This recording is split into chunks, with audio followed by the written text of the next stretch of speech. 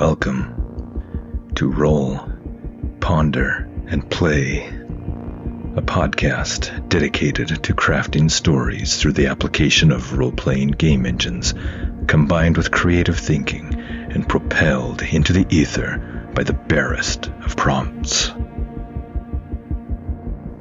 I'm Jared Hess, taking on all the roles of Game Master, Solo Player, Author, and Narrator. Come with me on a journey, and together let us explore realms of shadow, danger, and wonder.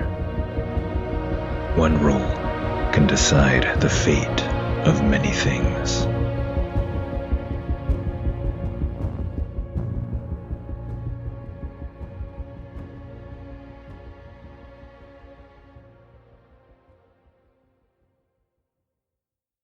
Welcome to episode 21 of the Queen of Shadows podcast on Roll, Ponder, and Play. I'm Jared Hess, your friendly neighborhood game master, solo player, author, and narrator. In our previous episode, as night falls in the settlement of Redcrag, Seith allows Eilwen to keep the baby wyvern Scratch in his shed prior to Eilwen, Aron, and Seith leaving to confront Mattox, a ne'er-do-well and local to Rockriver, who is in the employ of Uzak and the Wolf Fang Clan. Once the beast is settled with some meat inside the shed, they leave it to seek out their foe. They proceed to the inn and hear screaming, and in the flickering light of lamp and fireplace through an open second-story window, they see young Erwin being tortured by Mattox. After some debate and planning, they agree to try to rescue the young man, and at the same time question Mattox. Aron and Seith will steal the guard's horses while Eilwen confronts Mattox. Eilwen calls upon the shadows to aid her, and while they do come, they only come for a moment to whisper unsettling words that someone had killed them, before they then rebound to their normal shapes under eaves, trees, and rocks. Eilwen, somewhat shaken, proceeds to stealth across the inn's rooftop, hoping to swing in through the window and surprise Mattox. But the man hears her as she lands inside, and Mattox, far from being surprised, attacks her with the very implement of torture he used against Erwin, the glowing fire poker. After she is hit in the side and a brief exchange ensues, she manages to disarm Mattox and subdue him, leaving him coughing and groaning on the floor, bruised and hurt, but not seriously. The noise of her attack is somewhat masked by a commotion in the stables, and the subsequent cacophony that ensues in the ground floor of the inn while the soldiers go to investigate. Eilwen frees Erwin, and he flees out the second-story window. After questioning Mattox about Uzak and finding out that the Wolf Fang Clan's war plans are on a map on the table, Eilwen takes the map and clubs Mattox unconscious. After doing so, a dutiful guard knocks on the door outside to ask if all is well. Eilwen emulates the sniveling voice of Mattox and sends the guard away. Again, alone with Mattox, she decides to send a message to Uzak by handing out justice to this torturer. While still unconscious, she cuts out his tongue, puts out his eyes, ruins his hands, and leaves him a bleeding, broken mess on the floor, alive, but fated for a beggar's life. A queen's justice. She flees the inn and returns to their rendezvous point near Seith's home, hoping that Aron and Seith are all right. As we begin this episode, Eilwen's stats are Edge 2, Heart 1, Iron 1, Shadow 3, Wits 2. Current assets, Archer Initial Box, Cutthroat Initial Box, Shadow Walk Initial Box. Current statuses, Supply 3 out of 5, Spirit 3 out of 5, Health 3 out of 5, Momentum 1 out of 10. Current debilities, none. Failure track, 21 out of 24. Current unspent XP, 0. And now, on to episode 21 of Queen of Shadows.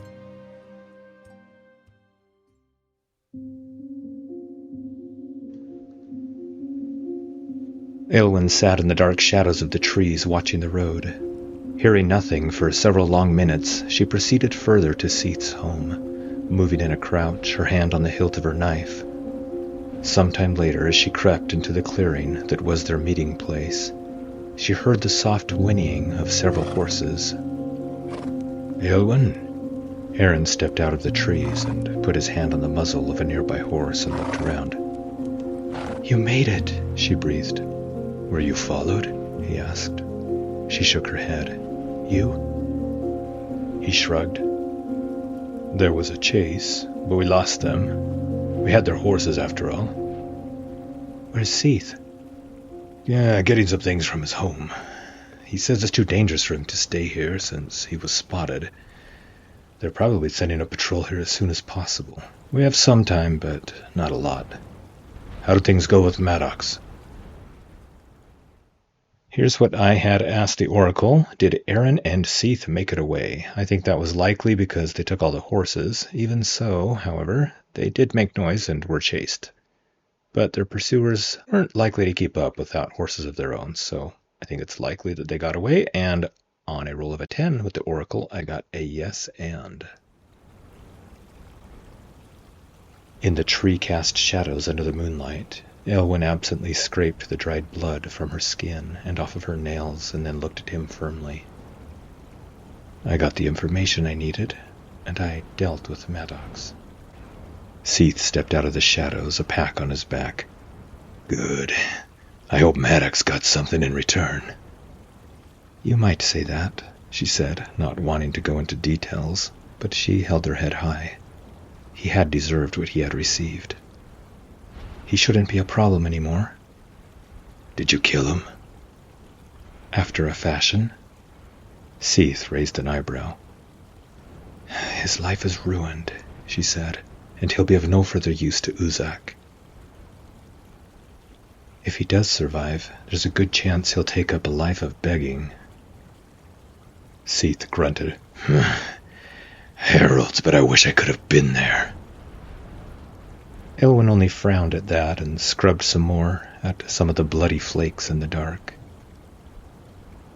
"Maybe you wouldn't say that if you knew what it was like," she said, too low for him to hear, under her breath. She didn't like what she had done, but the man had deserved it. Seith shrugged. "Well, I'm glad you took care of the night-blinded snake. Death was probably too good for him anyway." They heard a lot of scratching and hissing coming from the shed. "By the way, your critter friend sounds mighty anxious to be let out," Seith said. "He might cause us some problems if he makes a lot of noise at the wrong time." "Oh, you can count on that," Aron said, giving Eilwen an "I told you so" look. Eilwen walked, stiff-backed, over to the shed and pulled the door open. It screeched on rusty hinges. "Is Scratch okay about being left in the shed all this time?" "I think that is actually unlikely, but the Oracle actually disagrees with me and gives me a yes, but." "Scratch," she said, opening the door. "Come on, we need to go." Its dark eyes looked at her steadily, unblinking. She reached out her hand to rub his head. Scratch hissed and nipped at her hand, causing her to quickly withdraw it. Then he turned around and put his back to her and faced the wall, lying back down. "You're just being obstinate now," she told him. "Look, we need to go, okay? Here's some more meat." She tossed a chunk into the shed. Scratch looked at it, then, still facing the wall, one claw slowly reached out, grabbed the meat, and pulled it towards his head. Then she heard munching sounds. "You can't fool me," she said, smiling. "Come on." Does the little wyvern follow after her? I think it's somewhat likely, but on a roll of a 2, the Oracle says no. He's got a bit of a mind of his own, don't he?" Seith asked, standing behind her. She ignored him and focused on Scratch. "Look, if you stay here, some bad men are going to come, and they won't be as nice as I am," she said.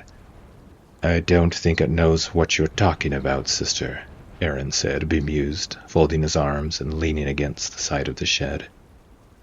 He knows more than you think, she said. Don't you, Scratch? Well, lass, I don't mean to rush things, but, Seith said, pointing at the road over his shoulder with his thumb. But those Wolf Fang warriors could show up at any moment. How long are we going to wait here? Scratch, she said, and walked into the shed, pulling the animal's chin so that the winged reptile looked at her with those fathomless dark eyes. It's time to go. If you come now, I'll give you some more food, okay? You want some more meat, don't you? Okay, this is a compel roll to try and get Scratch to come along. And she rolls 5 plus 1 heart is a 6. Against a 3 and a 3 on the challenge dice for a strong hit. Ooh, nice. And a positive twist. That finally got its attention, and it turned. Since they'd taken it up with Seith, the creature had grown half its size over again. Now it was the size of a good-sized dog. She pulled out some more bear meat and tossed him a nice chunk, then scratched his head ridges, and Scratch nuzzled her. Okay, I'm going to say that the positive twist from the match counts as an extra progress towards that goal. That, combined with finding the name and the location of someone who can help her train the beast, makes it a milestone. So she now has 6 out of 10 on her vow to train the wyvern. The beast in tow, they looked at the stolen map together, and Eilwen's finger tapped the location where Uzak would strike next, a settlement named Redcrag. After that, he would then split his forces south and west, taking Longfalls and Blackcairn, respectively. Redcrag was the closest settlement south from Lone Fort, distance-wise, but it was higher in elevation than Blackcairn and Longfalls. Eilwen frowned at the map. The enemy warband probably lay ahead of them and would have more patrols on the road if they headed west. In that case, the party could take the valley road west, past the other 2 settlements that Wolf Fang Clan warriors already controlled, Shieldwick and Bleakstone, to somehow get past Lone Fort and any army that might be on the road, then cut south to warn and unify Redcrag in advance of the troops. Or they could go over the top of the mountain, but after the cold heights of the recent pass they had traversed through the Veiled Mountains, no one much wanted to do that. What do you think about going south here? Eilwen traced her finger on a dark line between God's Teeth to the southwest, a set of sharp bluffs that jutted up from the already mountainous countryside, and Eagle Point to the southeast. No one goes that way anymore, Seith said with a frown, his unlit pipe in his mouth. It's an abandoned route. Why not? Why was it abandoned? Let us ask the Oracle on RPGsolo.com. I'm going to use the Get Action and Get Subject buttons, and we get softly/dark. Seith frowned and shrugged. Rumor says an evil grew up on that valley, a little at a time, softly and slowly. You know, like how falling snow comes unawares, but over time covers the ground in the morning. An evil? Aron asked, and scratched at his beard. Let's use the Action and Theme Oracle in Ironsworn. Get a little more information. I rolled a 16, Evade, and a 25, Love. Aye, travelers, those who had traveled that road, say a dark spirit haunts that valley. Shadows in the night and the wind, whispering tales of sorrow, woe, and doom. I've had enough of haunting, Aron said. Is there not a mountain that is free of spirits? Considering the shadows that clung under every rock, within every chasm, under every tree, Eilwen doubted there was such a place. Perhaps the entire world was haunted in some fashion by departed spirits. What do these tales say? Eilwen turned to Seith as they began packing their belongings on the horses. Old Morris, trader who used to travel that route with his wife over a decade ago, said he lost his woman to something near the river there. Did he say what happened? Eilwen asked. Seith shook his head. He said at night, as they traveled the road that hugged the river, they kept hearing a woman's voice keening in the wind, moaning a whispered chant of mourning. A singing spirit? Aron asked. Seith shrugged. Mayhap. He cinched some baggage down and scratched a horse behind an ear. Anyway, old Morris said that he stopped to fix a wheel on his cart, and his wife Caitlin had gone down by the river to get water for the horses. He heard her scream and ran to investigate. Found his wife's body face down in the river. She'd drowned. She fell in? Aron asked. Seith shook his head. Nay, it wasn't like that. Morris said she'd been a good swimmer, and that there were bite and claw marks all over her face, arms, and neck when he finally pulled her out. Seith climbed up on his horse and looked about them.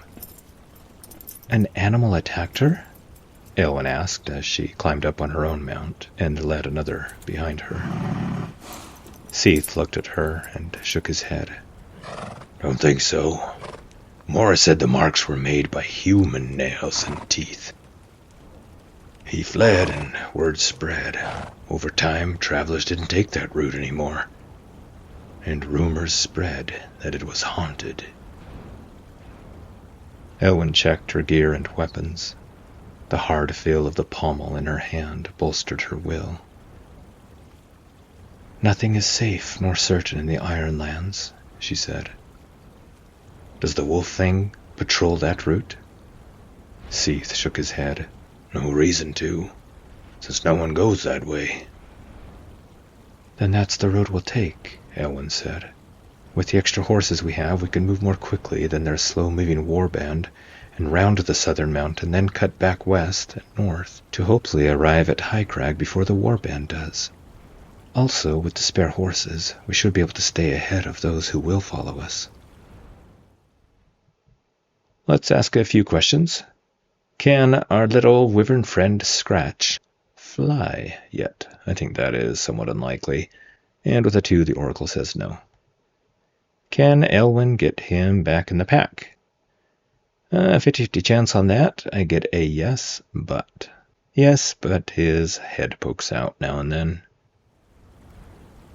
Scratch crawled back in the pack when Eilwen put a few pieces of dried meat inside of it. But he would soon be too big for it, and often his head peeked out to study the passing landscape, nostrils flaring at the scents, and eyes darting to every sound a woodland creature made. The party left Seith's homestead and headed south, out of Redcrag, galloping their horses down a road that soon turned to a broken route, overgrown with weeds. Okay, this is Undertake a Journey move. Since the roads aren't well used, and no one, save the odd explorer, has been down the southerly route from Redcrag for a decade, I'll say it's a dangerous journey. So for every progress, it is 2 boxes on the track. Let's see what we get. I rolled a 6 on the action dice, plus 2 for her wits is an 8, against a 7 and a 6 on the challenge dice for a strong hit. Journey progress is now 2 out of 10. I'm going to take +1 momentum and -1 supply. Momentum is now 2 out of 10, and supply 2 out of 5. Action and theme oracle to define the location. I get a 55 and a 3. Coordinate/price. The road became more uneven. Trees had fallen across it in some places, and they had to navigate their horses over some and around others. They traveled until morning came, cold and gray, and a steady mist hung in the air. They came to a rundown bridge, a wooden affair with its vertical wooden posts and wooden railing covered in dark green moss. A section of the railing and slats that made up the floor of the ruined bridge lay rotting down in the river below. This was once called Barter Bridge. It was a toll bridge once. Merchants coming over the bridge used to give a small portion of their wares to Redcrag citizens to keep the bridge in this section of road in repair. He sniffed and looked about him at the greenery that choked the road, that grew up in tufts out of the cracks overtaking both wood and stone. Not anymore, though. The workers and merchants are long gone, chased away by the darkness and rumors. They stared at the dark, cold water that hissed in the riverbed below. As Eilwen crossed over, she saw a ruined, cloth-covered wagon below them in the riverbed, where it must have smashed through the railing. Its canvas, in tatters now, blew and snapped in the stiff breeze. Okay, she'll investigate the wagons, edging her horse down cautiously to see if she can find any supplies. This is a resupply move. She's rolling plus wits. Rolled a 2 on the action dice, plus 2 for her wits is a 4 against a 10 and an 8 on the challenge dice. 4, a miss. Her failure track is now 22 out of 24. Eilwen led her horse carefully down the bank to look at the fallen wagon. Seith and Aron stayed above, talking quietly. She saw some cracked barrels and rusted tools, but moss and rust caked everything. She opened a water-bloated barrel and gagged at the spores of mold that burst into the morning light. She found nothing usable, not even any bones. Maybe its occupants had managed to escape the fate of the wagon before it had crashed off the bridge. Or maybe something from the dark trees had gotten to them and dragged them away before help could arrive. She could imagine some loathsome creature crunching on bones in the shadows of the dark trees. She made her way back up to the bridge, then rejoined the others, when a blood-curdling howl from something in the distance, perhaps down the bend in the road, put their team of horses into a skittish frenzy. Scratch began to hiss from within his pack, adding to the horses' nervousness. Their extra horses yanked on the guide ropes, trying to bolt away, back down the road.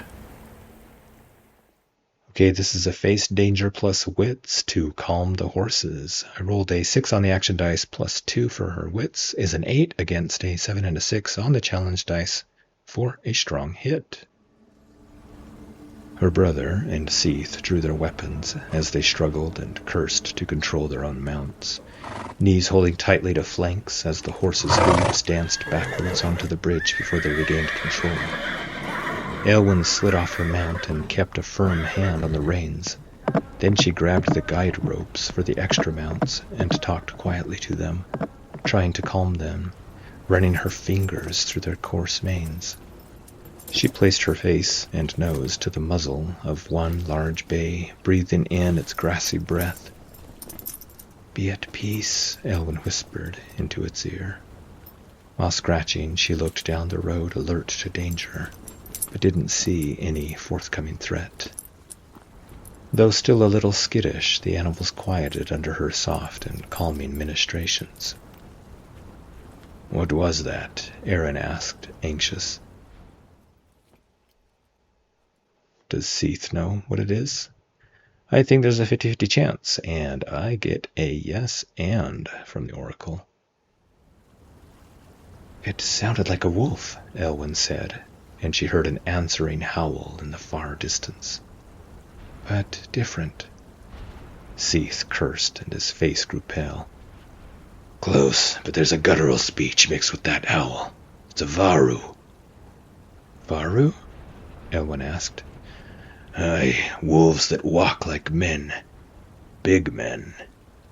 "Wolf men?" Aron asked. "I've never heard of such a thing." Neither had Eilwen, and she listened to Seith's description with interest. Seith nodded. 5 years ago, the varu raided Redcrag. That's when... He swallowed and gripped the hilt of his knife tighter. "That's when Eilwen, Kari's mother, died." His voice trailed off, and his eyes took on a faraway look. "What happened?" Eilwen asked, but she knew what was coming. A score of them attacked, and in the madness of that night, 2 of them broke into our home. I had to make a choice. Protect Kari or Alwena. He swallowed, and his eyes took on a haunted look. Alwena's screams still haunt me, he said, a deep sorrow and bitterness tinging his voice. A young Varu killed her with his keth, a ceremonial dagger they receive when they come of age, he explained.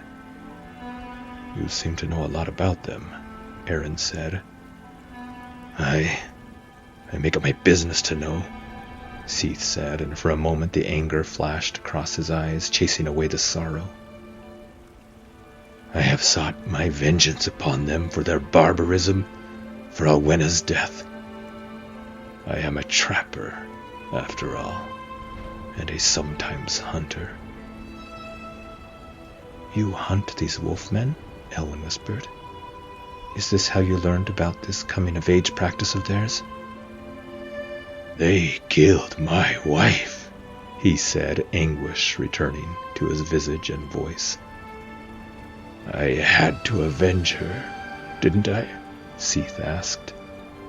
His hands trembled, clenching his knife's hilt again and again as he stared into the woods where the howl had come from.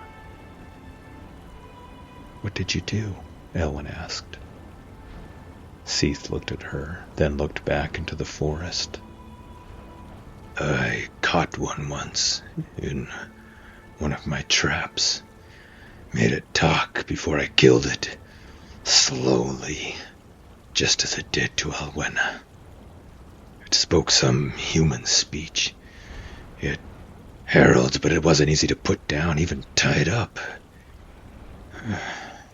His voice trailed off, and his eyes glittered in dark remembrances at the distant memory. Eilwen felt sick. She hunted animals herself, but Seith had murdered. He must have noticed the look in her eyes, and he looked away as he started to retie some baggage on one of the mounts. They're more savage beasts than man, I tell you. They can see in the night as well as any wolf. And they hear just as well. And they have the strength of large men. They're animals. Animals that can talk, Eilwen said, and raised an eyebrow imperiously. I don't need you to judge me, lass, Seith growled. You know nothing about it. I know that. So now what? Aron said, stepping between them, flashing Eilwen a warning look. Will these wolfmen hunt us, Seith? Seith shrugged and grunted and stared down the road. They're typically dormant during the day, his frown deepened. Typically. We had best get past their territory before nightfall. We especially don't want to be around them then. Eilwen climbed back up on her horse and gave a curt nod. Lead the way then, Master Trapper. Seith scowled, but nodded, and with heels pressed to horseflesh, they continued down the broken road. Okay, this is Undertake a Journey. We are rolling plus wits. I rolled a 5 on the action dice, plus 2 for the wits is 7 against a 7, and a 9 on the challenge dice for a miss. Failure track is now 23 out of 24. I will roll on the pay the price chart. I haven't done that in a while. I get a 34. The current situation worsens. They traveled until late afternoon, and Eilwen felt dead on her feet when she climbed off her horse. The weather had worsened. The misty rain had turned into great cold drops that stripped trees of leaves and turned the road into a mire. They huddled under a large pine tree, strong enough to hold up under the thrashing rain.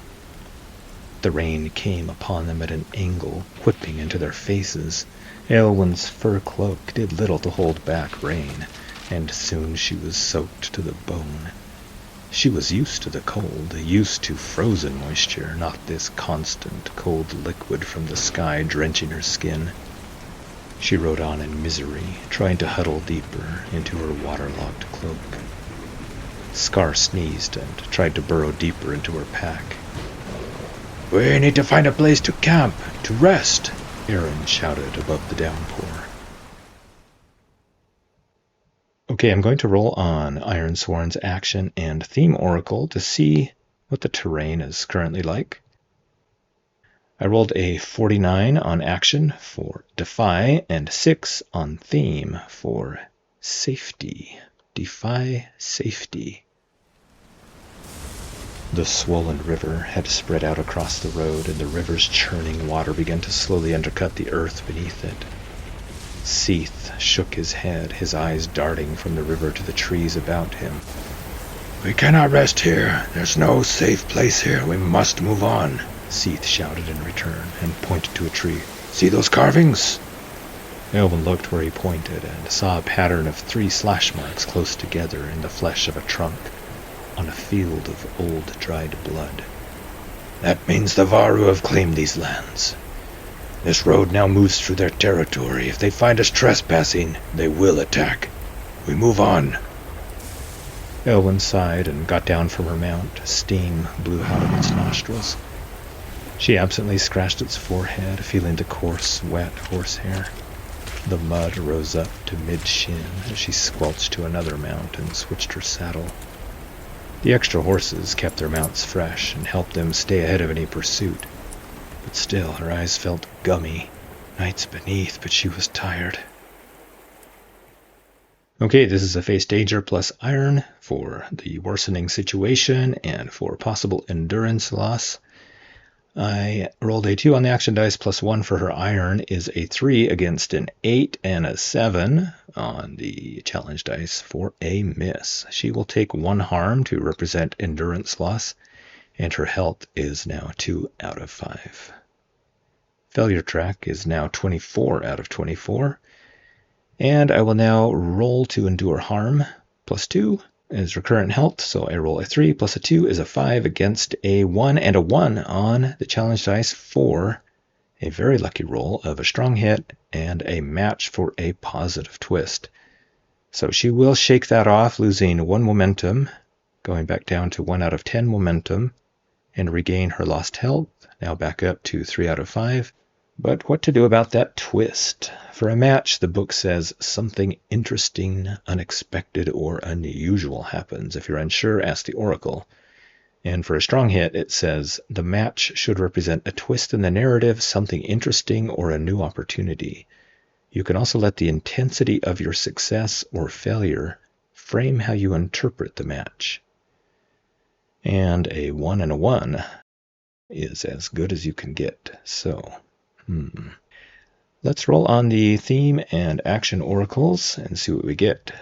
So I got a 97, depart, and a 35, history. Depart, history.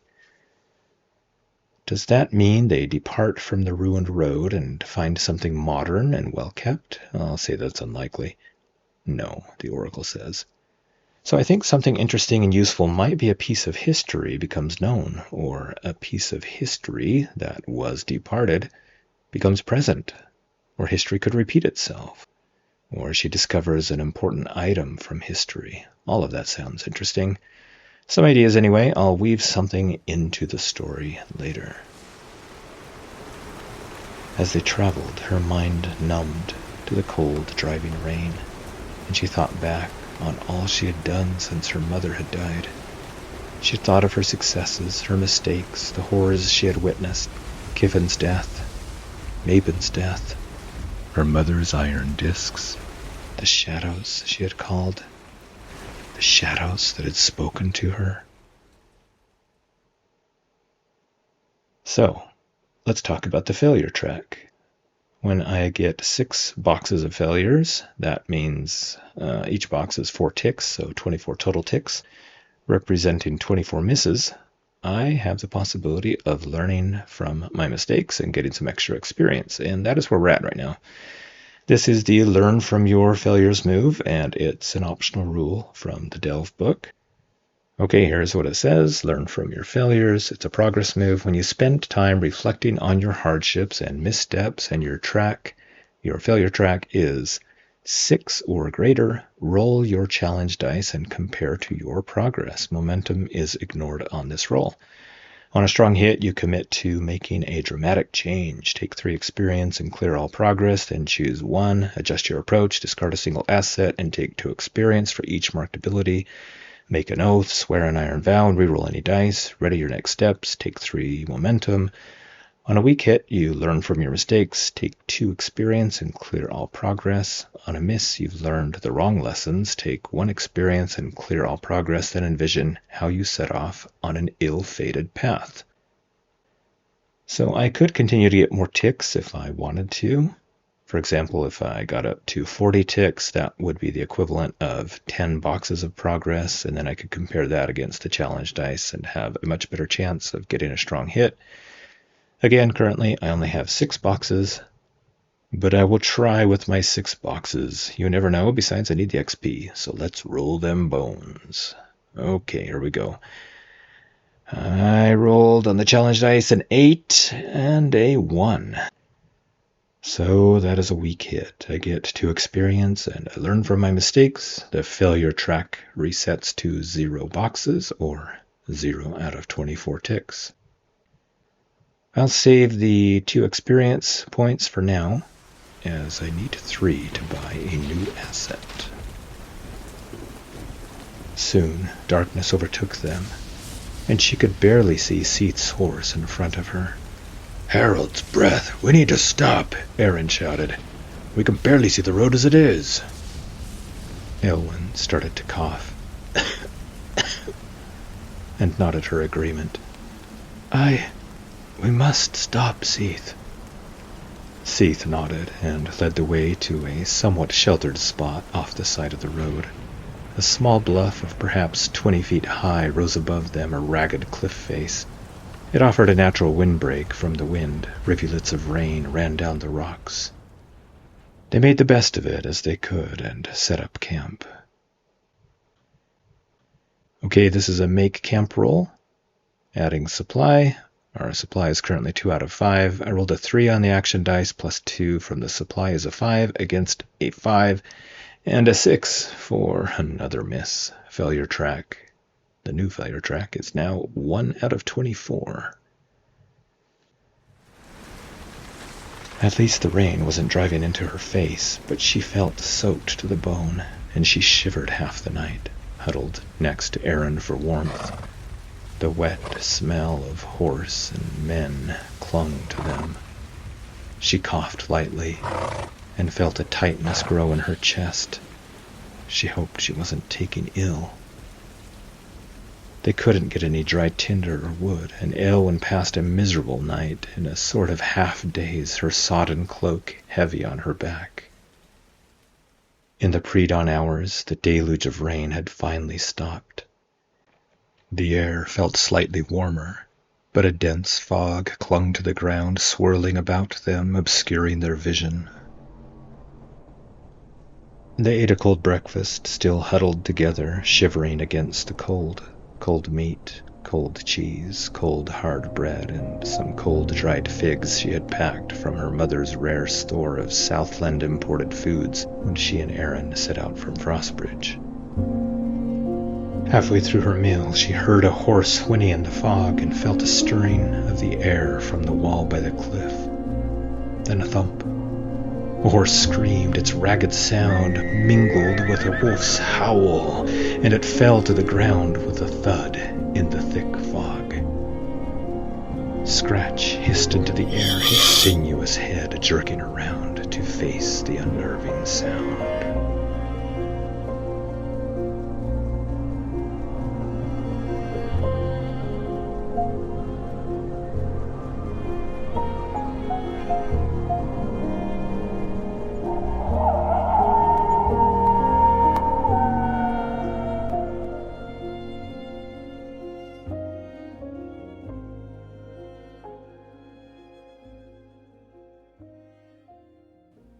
Thank you for joining us, and I sincerely hope you enjoyed what you experienced.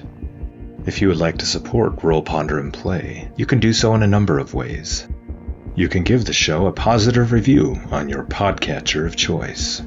You can share the show with your friends and family and on your socials. Nothing beats word of mouth as a way to bring in new listeners. You can join my Patreon at patreon.com/roll, ponder, and play.